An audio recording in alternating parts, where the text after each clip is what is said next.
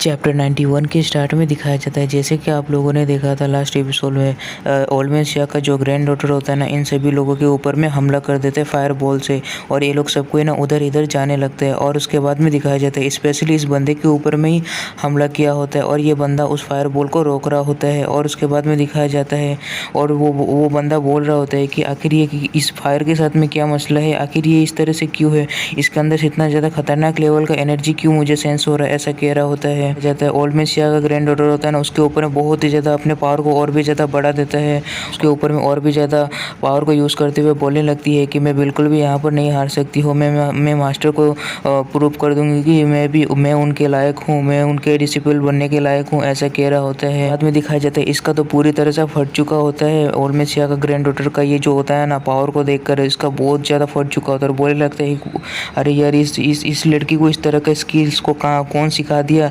मैं इसके सामने और भी ज़्यादा बिल्कुल भी नहीं टिक सकता हूँ, ऐसा कह रहा होता है। कहा जाता है जैसे कि ओल्ड शिया ने कहा था कि तुम इस फायर स्किल को तब तक तुम यूज़ नहीं कर सकती हो जब तक तुम मास्टर लेवल तक ना पहुँच जाओ। तो वैसा ही होता है इसके साथ में, वैसे ही होता है जैसे ओल्ड शिया ने कहा था कि तुम्हारे साथ में बैक फायर हो जाएगा अगर तुम फोर्सफुली यूज़ करोगे। तो इसके साथ वैसा होता है जिस वजह से इसके मुँह से बहुत ज़्यादा खून निकलने लगता है। और उसके बाद दिखाया जाता है सारा एनर्जी जो होता है ना उसके चारों ओर होता है, वो चारों ओर बिखरने लगता है। दिखाया जाता है ये जो बंदा होता है ना, बोलने लगता है क्या कितना ज़्यादा खतरनाक सा फ्लेम्स था, फॉर्चुनेटली अभी ये पूरी तरह से यूज़ नहीं कर पा रहे, नहीं तो मेरा ना एल लग जाता अगर ये पूरी तरह से यूज़ कर पाता रहा अब। और बोलने लगता है कि अभी मेरे पास में अच्छा चांस है इसके ऊपर में हमला करने का। बाद में दिखाया जाता है ये जो बंदा होता है ना, इस चांस का अच्छे से यूज़ करते हुए अपने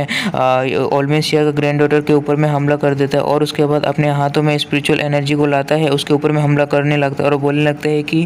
तो लिटिल गर्ल तुम ना अभी मतलब तुम्हारे पास में कोई भी चांस नहीं है तुम्हारा बचने का, अभी तुम अपने मौत को देखने वाली हो, ऐसा कहकर अब ओल्ड शिया का ग्रैंड डॉटर के ऊपर में हमला कर देता है। ये देखकर ना ओल्ड शिया बोलने लगता है कि फोनिक्स ऐसा कह रहा होता है क्योंकि ओल्ड शिया का ग्रैंड डॉटर जो होता है ना वो फायर स्किल को यूज़ करता है, तो शायद से इसीलिए यहाँ पर फोनिक्स लिखा गया, तो ये बोलेंगे अभी से। दिखाया जाता है वो जो बंदा होता है ना ओल्ड शिया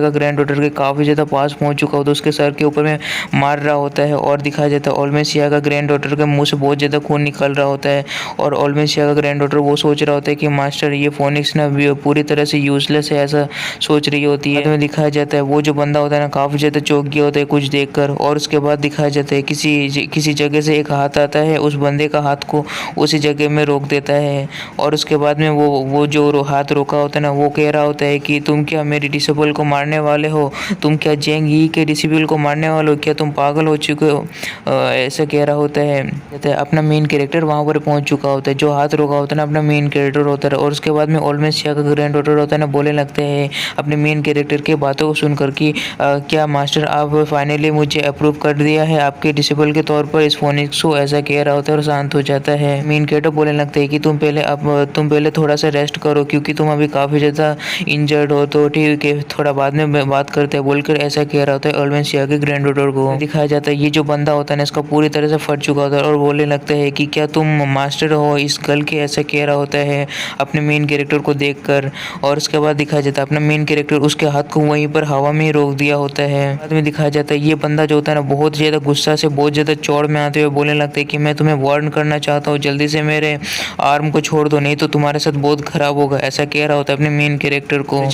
और उसके बाद में दिखाया जाता है वहाँ पर जो भी लोग होते हैं ना अपने मेन कैरेक्टर का टीम का बंदा लोग वो लोग बोलने लगते हैं कि मास्टर जिंग यहाँ पर आ चुका है, अब बोलो कि वो अनवर्ती है, वो ये बोल रहा था ना बहुत पहले, बहुत ज़्यादा बोल रहा था ना, अभी बोल के दिखाओ, ऐसा कह रहा होता है सबको। उसके बाद उसके बाद में ये बंदा बोलने लगता है कि मास्टर चेंग मतलब कि ये तुम हो एंशिएंट मार्शल आर्टिस्ट और ये अलायंस के लीडर हो इस यूनिवर्सिटी के मार्शल आर्ट्स के,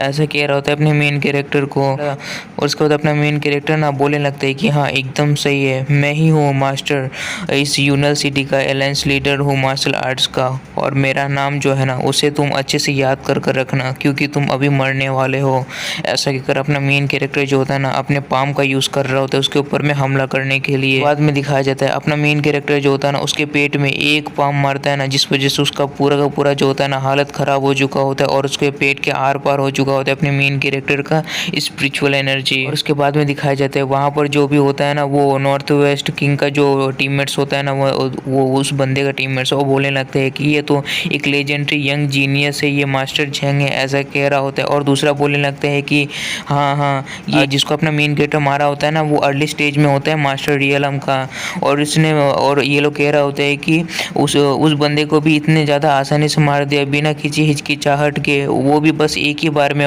और वो बंदा बिल्कुल भी फाइट बैक भी नहीं कर पाया, ऐसा कह रहा होता है एक बंदा। इस मोटे को दिखाया जाता है जो बहुत ही ज़्यादा गुस्सा हो चुका होता है इस तरह से अपने बंदे को मरते हुए देखकर। और उसके बाद में दिखाया जाता है ये जो मोटा होता है ना, किसी तरह का स्किल को यूज़ कर रहा होता है। और उसके बाद दिखाया जाता है, बोलने लगता है कि तुम्हारे पास में इतना ज़्यादा हिम्मत हो गया कि तुम मेरे ब्रदर को मार दिया, और मैं अभी तुम्हारा लाइफ को लेने वाला हूँ, ऐसा कहकर ये मोटा जो होता है ना, अपने मोटे शरीर के साथ में अपने मेन कैरेक्टर के ऊपर में हमला कर देता है। और अपना मेन कैरेक्टर उसे ऐसा करते हुए देख लेता है। और उसके बाद में दिखाया जाता है इस मोटे को कौन समझाएगा कि ये अपने मोटे शरीर के साथ में अपने मेन कैरेक्टर को बिल्कुल भी हरा नहीं सकता है। लेकिन अपना मेन कैरेक्टर जो होता है ना, बस इसे अपने एक ही हाथ से रोक देता है। इसका जो अल्टीमेट स्किल होता है ना, उसे भी एक ही झटके में रोक देता है। इसमें दिखाया जाता है ये जो मोटा होता है ना, हवा में रुक चुका होता है। और ये मोटे का साथी लोग होता है ना, बोलने लगते हैं कि ये जो हैमर वाला स्किल है ना, इसको भी इसने इतने ज़्यादा इजीली ब्लॉक कर दिया, आखिर ये कैसे हो सकता है। और दूसरा बोल रहा होता है कि आखिर ये कैसे हो सकता है, ये तो मिडिल स्टेज में है ना मास्टर डीएलएम का, ये बंदा इस तरह से रोक रहा है इसके स्ट्रेंथ को, आखिर इस बंदे का स्ट्रेंथ कितना ज़्यादा है, ऐसा कह रहा होता है अपने मेन कैरेक्टर के स्ट्रेंथ को देखकर। बाद में दिखाया जाता है ये जो मोटा होता है ना, अपने मेन कैरेक्टर के